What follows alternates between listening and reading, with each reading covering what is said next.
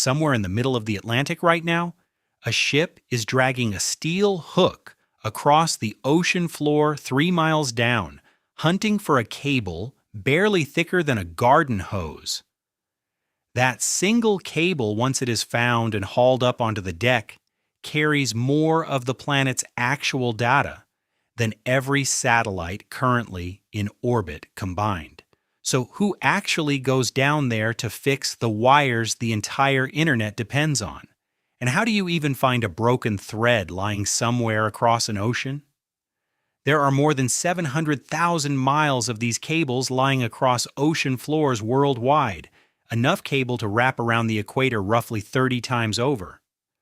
They carry something like 95% of all international data and voice traffic, every video call, every bank transfer, every message crossing an ocean, running through glass fibers no wider than a human hair.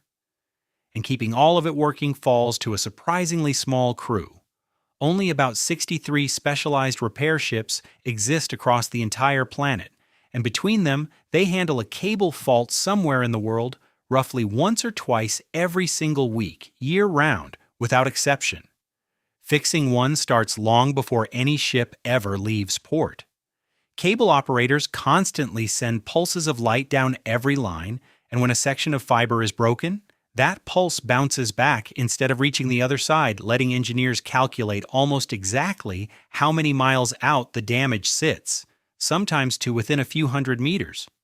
Because faults can happen anywhere and at any moment, these 63 ships are split across regional standby agreements, kept fueled and ready in strategic ports around the world at a cost of tens of thousands of dollars a day just sitting still, because an idle ship earning nothing is still cheaper than a country losing its connection for an extra week. Once the location is confirmed, a repair ship typically gets underway within about 24 hours, carrying enough spare cable, splicing equipment, and crew to handle whatever the seabed throws at them. When the ship reaches the site, the crew lowers a grapnel, a large hook shaped almost like a small anchor, and drags it along the bottom until it snags the cable. The first end gets hauled up onto the deck, tested against the shore station it connects to, then sealed and tied to a floating buoy marked by GPS so the crew can find it again later. Then the ship moves off to hunt for the second end, sometimes miles away, dragging the same grapnel until it catches that piece too.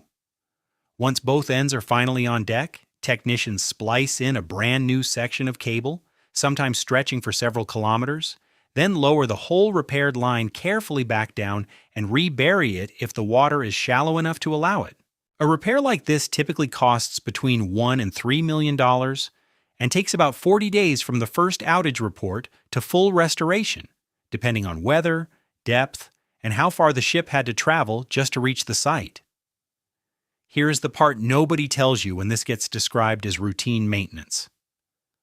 In the Baltic Sea alone, at least 11 cables and pipelines have been severed since 2023, and in several of those cases, investigators found a ship's anchor had been dragged for hundreds of kilometers along the seabed, far beyond what any accidental snag would produce.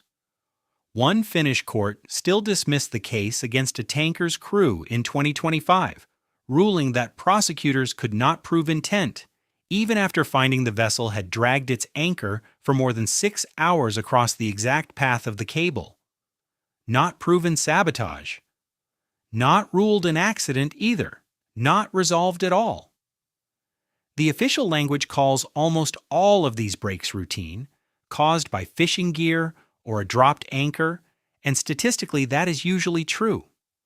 The fuller reality is that when a ship spends hours dragging metal across multiple cables in a region already at the center of a geopolitical standoff, calling the pattern purely routine gets a lot harder to say with a straight face, even when a courtroom cannot legally call it anything else. Sometimes the challenge is not politics at all, just raw distance.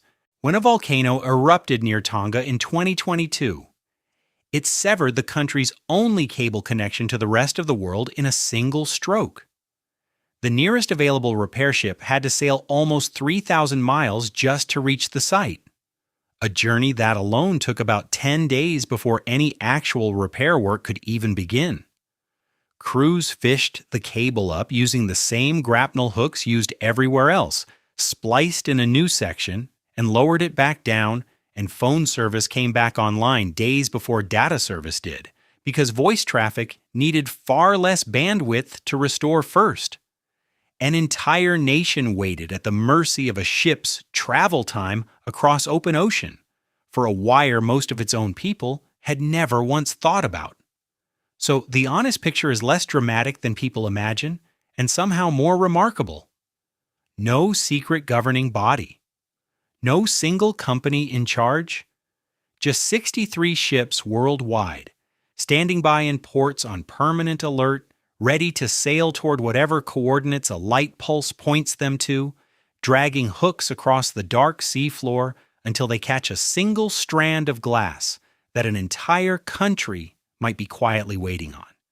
If a piece of infrastructure this critical can still sit unresolved in a courtroom for years, it makes you wonder what actually happens to a product recalled for safety reasons when the owner simply never bothers sending it back. If this kind of hidden system is the sort of thing you want to keep seeing unpacked stage by stage, subscribing keeps the next one coming.